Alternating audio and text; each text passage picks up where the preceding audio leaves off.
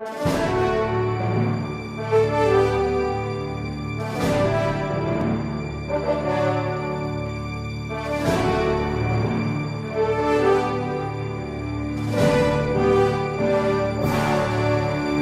legalização do aborto no Brasil. Esse é o tema do Parresia desta semana. Meus queridos irmãos e irmãs, infelizmente, o nosso país está no caminho da legalização do aborto. Pelo menos é isso que pretendem os nossos políticos, é isto que pretende o partido que nos governa, o PT. Você se lembra dos tristes episódios da última eleição? A presidente Dilma Rousseff prometeu, enquanto candidata, que não iria fazer absolutamente nada para que o aborto fosse legalizado nesse país. E então, ela assumiu compromisso com líderes religiosos e falou que ela, embora tenha feito declarações claras e evidentes que era a favor da legalização, ela desmentiu tudo e disse que ela era contra a legalização do aborto no Brasil. Muito bem, conseguiu ser eleita. O problema é o seguinte: algumas horas depois da sua eleição, a senadora Marta Suplicy, do PT, o mesmo partido da Presidente da República, declarou, numa entrevista, que ela pensava que tudo o que aconteceu, tudo o que a Presidente Dilma fez, tudo o que o candidato José Serra fez, foi uma grande hipocrisia. Gente que não colocava pé na igreja há muito tempo, agora ia à missa, fazia promessas, etc. E ela estava muito revoltada com aquela situação toda. E ela disse assim: é evidente, a Presidente assumiu compromissos. Ela nada fará para a legalização do aborto. Mas o Congresso não pode ficar parado. Agora vamos ser sinceros, meus irmãos. De fato, a Presidente não precisa fazer nada, porque ela não é legisladora. Quem legisla é o Congresso.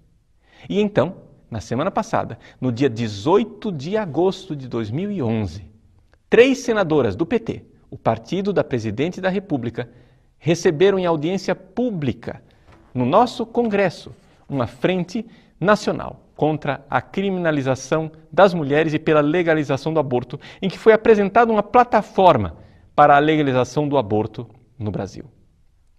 Se você não entendeu toda essa linguagem hermética, o que quer dizer é o seguinte: um grupo de pessoas apresentou no Congresso Nacional qual é o método, qual é o caminho que eles irão trilhar para legalizar o aborto no Brasil. Veja, eles não estão nem sequer se perguntando se eles legalizarão. O que eles estão se perguntando é qual é o método, qual é o caminho. E o caminho para eles é muito claro. Dentro desta plataforma, que você não adianta procurar em nenhum site do governo, em nenhum site do Congresso, você não vai achar esse documento. Mas nós estamos disponibilizando para você a informação necessária no site padrepauloricardo.org, que você pode acessar e ver, estudar, olhar toda a documentação para ver o que é que realmente está acontecendo. Muito bem, eles estão aí à socapa, fazendo as coisas meio escondidos, meio que disfarçando, porque eles não querem chamar a atenção sobre si. Mas eles já apresentaram o método. Qual é o método apresentado por essa plataforma? Calar a boca dos religiosos. Esse é o método. É um método muito simples. Ou seja, na linguagem deles, dizem assim: impedir que organizações religiosas participem na elaboração e controle social de políticas públicas. E não somente isso. Impedir também que os valores religiosos sejam levados em conta na elaboração das políticas públicas. E não somente isso. Impedir que o ensino religioso seja dado aos nossos filhos na escola, para que os nossos filhos não sejam educados nos valores religiosos. Tudo isso está nesta plataforma para a legalização do aborto no Brasil. Ou seja, em resumo, se você ainda não entendeu, o que eles querem é reduzir o cidadão religioso à menoridade. No nosso país, pelo menos 80% da população é absolutamente contra o aborto. São contra o aborto os católicos, os evangélicos, os espíritas e tantas outras religiões. Só para citar esses 3 grandes grupos do nosso país. São absolutamente contrários à legalização do aborto. E, no entanto, parece-me que esse grupo crê e professa, e estão sendo, assim, acolhidos pelo partido governante, com essa ideia, crê e professa, que os religiosos devem ser reduzidos à menoridade.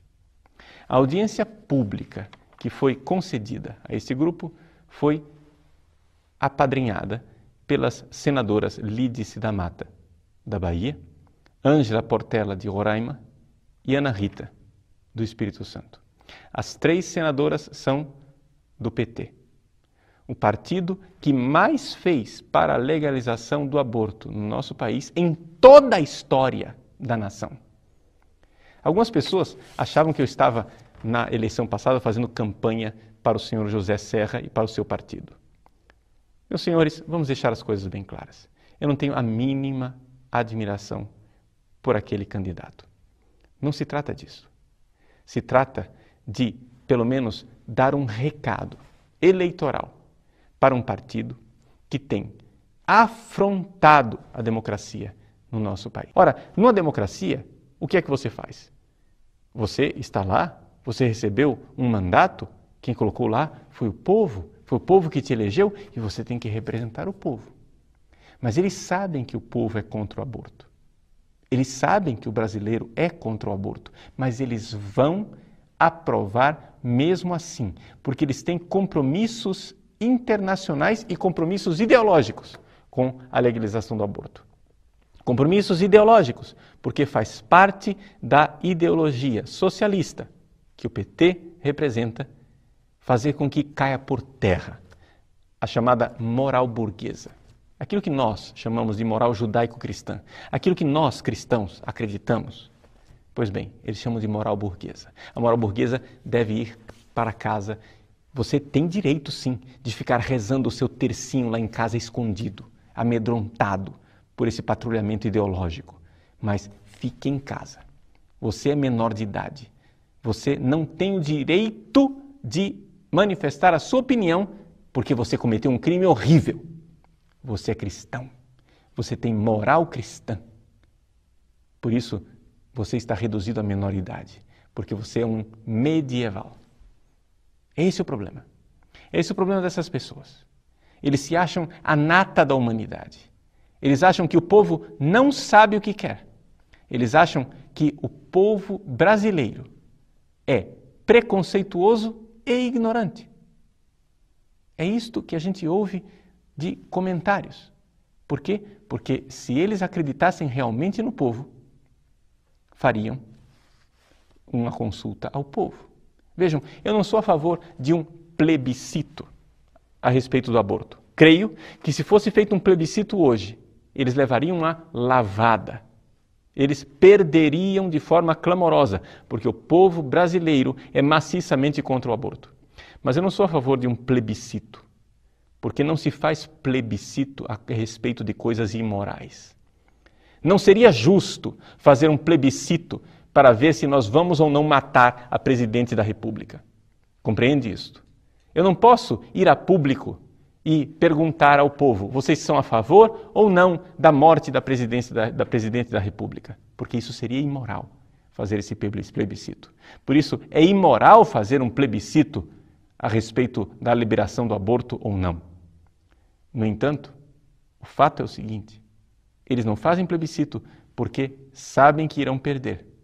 E não declaram suas intenções na época das eleições, porque sabem que muitas pessoas já deixaram de ser eleitas.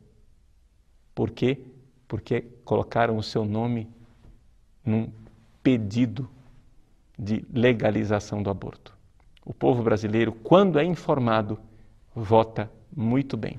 Quando é informado das verdadeiras intenções das pessoas, vota muito bem. Agora, cabe a nós impedir que esta plataforma se torne realidade. Eles já disseram a que vêm.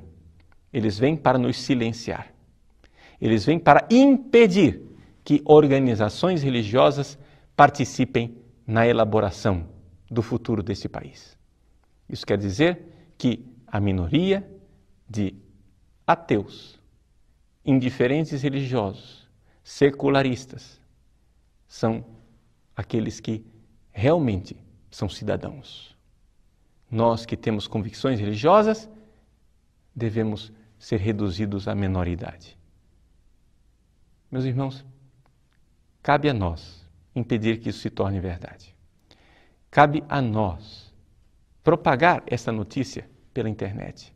Cabe a nós fazer algo para que não se torne realidade esta triste profecia chamada Plataforma para a Legalização do Aborto no Brasil.